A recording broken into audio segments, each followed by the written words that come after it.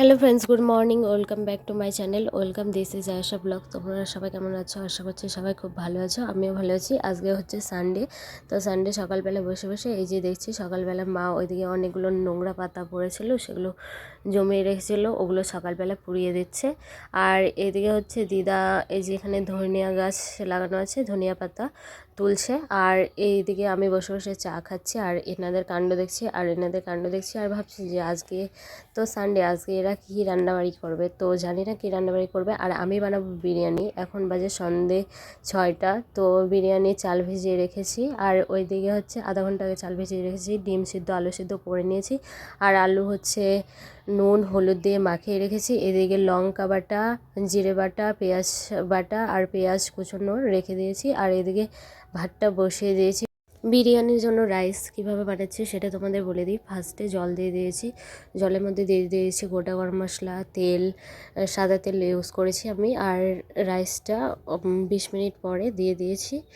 আর এখন ভাতগুলো ফুটছে। তো আমার একটু জল দেওয়া কম হয়ে গেছিলো, তোমরা একটু বেশি করে দিয়ে দিও। দেখো এখানে দেখলে বুঝতে পারবে। আর ভাতটা এখন সিদ্ধ হয়ে গেছে, আমি এখন নামিয়ে নিচ্ছি। ফেরেস্তার জন্য পেঁয়াজগুলো ভেজে নিয়েছি, আলু ভেজে নিয়েছি। আর এখন তেলে দিয়ে দেব জিরে আর এলাচ। এলাচগুলো একটু হাতে চিড়ে নিয়েছি, জিরে আর এলাচটা দিয়ে দিলাম। তেলটা গরমই ছিল। আর এখন দিয়ে দেব মশলাতে তো কী কী নিয়েছিলাম তোমাদের বলেই দিয়েছি, তাও আরেকবার দেখে দিচ্ছি। পেঁয়াজ, আদা বাটা, জিরে বাটা, কাঁচা লঙ্কা বাটা। তো এখন সবগুলো মশলা একবারে দিয়ে দিচ্ছি কড়াইতে। নুন হলুদ পরিমাণ মতো দিয়ে নিলাম, দিয়ে এখন ভালো করে ভেজে নিচ্ছি মশলাটাকে। তোমরা যখন মশলাটা ভাজবে গ্যাসটাকে লো ফ্লেমে করে দেবে, তাই দেখবে কড়াইটা পুড়ে উঠবে না আর মশলাগুলো পুরোপুরি লেগে যাবে না। মশলাটা ভাজা হয়ে যাওয়ার পরে তেল ছেড়ে দেবে, তারপরে আলুগুলো দিয়ে দিতে হবে।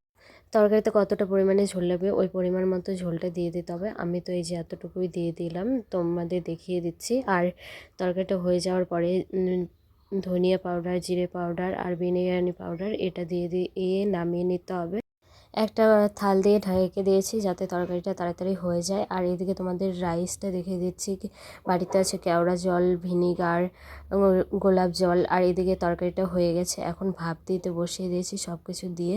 আর দেখো বিরিয়ানিটা রেডি। তো আজকে হচ্ছে এগ বিরিয়ানি বানালাম। তোমাদের কেমন লাগলো ভিডিওটা কমেন্ট করে বলো। আর খেতে খুবই টেস্টি হয়েছিল। এরকম করে চাইলে তোমরা বাড়িতে বানিয়ে খেতে পারো। যারা চ্যানেলে নতুন আছো এখনও সাবস্ক্রাইব করোনি, ফটাফট সাবস্ক্রাইব করে দিও আরও নতুন নতুন ভিডিও পাওয়ার জন্য। আজকের ভিডিওটা কেমন লাগলো কমেন্ট করে অবশ্যই জানিও। আর আজকের ভিডিওটা এই পর্যন্ত। টাটা, বাই বাই, দেখা হবে নেক্সট ভিডিওতে।